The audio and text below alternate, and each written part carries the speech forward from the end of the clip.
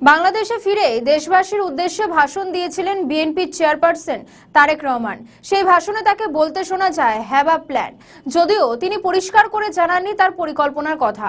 না জানালেও এটা নিশ্চিতভাবে ধরে নেওয়া যেতে পারে সেই পরিকল্পনার মধ্যে রয়েছে হাসিনাকে সসম্মানে ফিরিয়ে আনা, না হলে সরকারে তার টিকে থাকা অনিশ্চিত হয়ে পড়বে।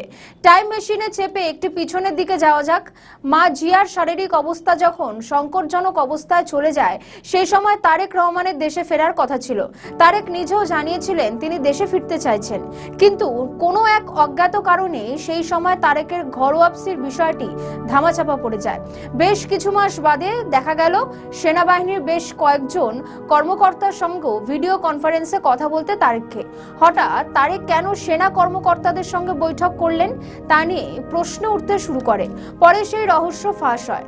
দেশে ফিরলে সেনাবাহিনী তাকে যাতে না গ্রেফতার করে সেই বার্তা দিতেই ওই ভিডিও কনফারেন্স। ভোট আপাতত মিটেছে, জনতা জনার্দন বিএনপিকে ক্ষমতায় দেখতে চেয়ে ভোট দিয়েছে। দলের চেয়ারপারসন প্রধানমন্ত্রী পদে আসীন হতে চলেছেন। খুব কঠিন সময়ে তার কাঁধে উঠতে চলেছে গুরুদায়িত্ব। প্রশ্ন হলো তার প্রথম কর্তব্য কি হবে, কোন কর্তব্য পথে তিনি হাঁটবেন।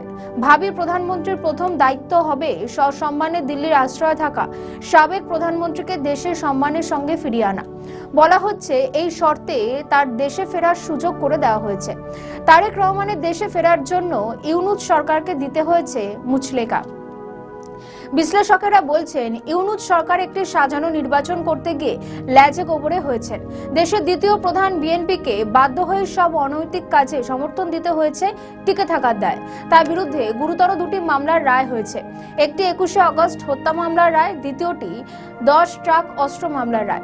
এছাড়া তার বিরুদ্ধে রয়েছে একাধিক দুর্নীতির মামলার রায়। বলা হচ্ছে এইসব মামলার রায় দিয়ে বিদায়ী ইউনূস সরকার তারেক রহমানকে কার্যত ব্ল্যাকমেল করেছেন।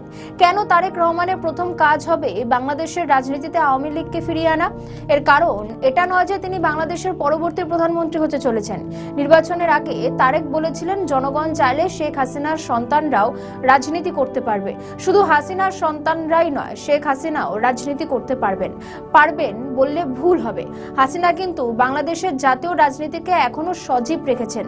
রাজনীতির এই জটিল সমীকরণের দৃশ্যপট দ্রুত বদলাচ্ছে। একসময় জামাতের সঙ্গে বিএনপির সুসম্পর্ক ছিল, এখন কিন্তু দুয়ের সম্পর্ক সাপে নেউলে। যে জামাতকে কয়েক বছর আগেও দূরবীন দিয়ে খুঁজতে হতো, সেই জামাতের রকেট গতিতে উত্থান হয়েছে। তারা আগামী দিনে বিরোধী আসনে বসতে চলেছে।